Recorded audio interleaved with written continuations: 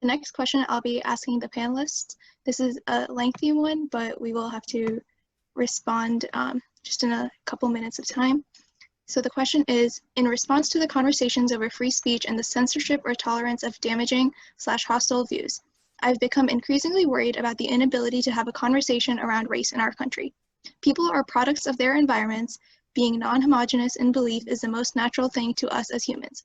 Could anyone respond to the worry I have that the shutting down of ideas that don't entirely align with mainstream liberal/Black Lives Matter thinking will only breed division? I'm aware that some dissenting ideas come from a place of hostility, but many don't. Does anyone else worry that lumping both of these people into the same group of racists opposing change will hurt our cause? And if we could respond to that within 5 minutes so we have enough time left over for closing remarks and respect our panelists' time. Thank you.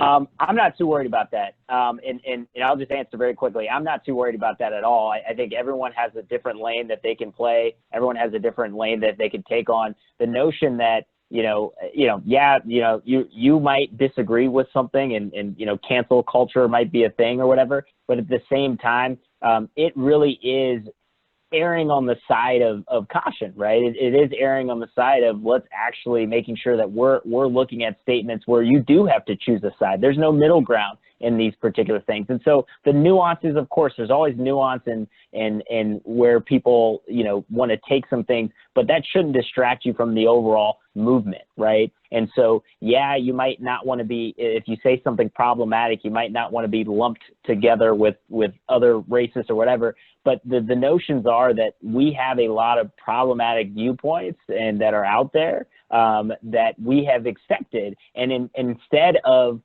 talking about these issues, these uncomfortable issues, we are more worried about people and how they feel if they don't want to be saying something problematic. And so those are all the things that I think we need to push people on and say, look, like at the end of the day, we have made the space too comfortable for people to be comfortable, right? More people need to be uncomfortable. It's not divisive because we're talking about race. It's divisive because people are being racist, period. End of story. And so I'm not too worried about the nuance and the language and the tactics there.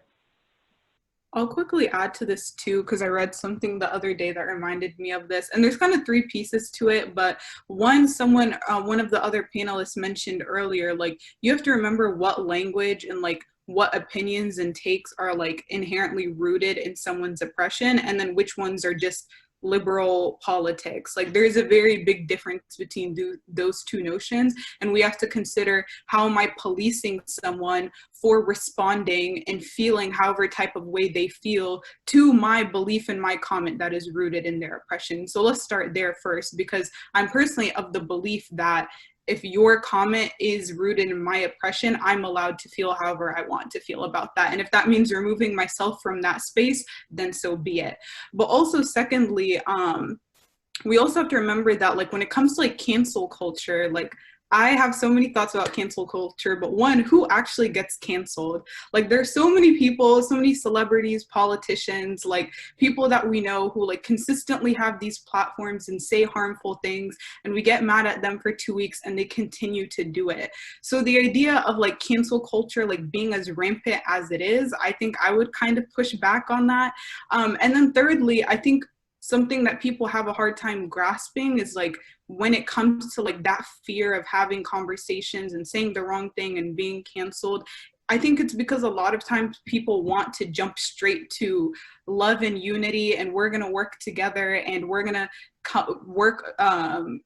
work past this, but you don't want to do the interpersonal work of addressing and apologizing for the things that you said were harmful. The thought process that you brought into this space is contributing to harm. You don't want to do the work and break down the issue itself, and you just want to jump straight into let's work hand in hand and be a group and be a family and love, peace, and light.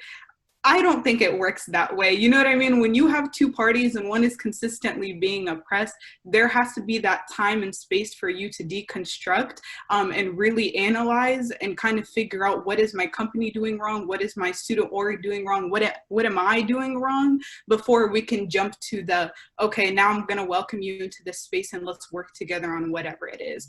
So I think that that's just something to keep in mind.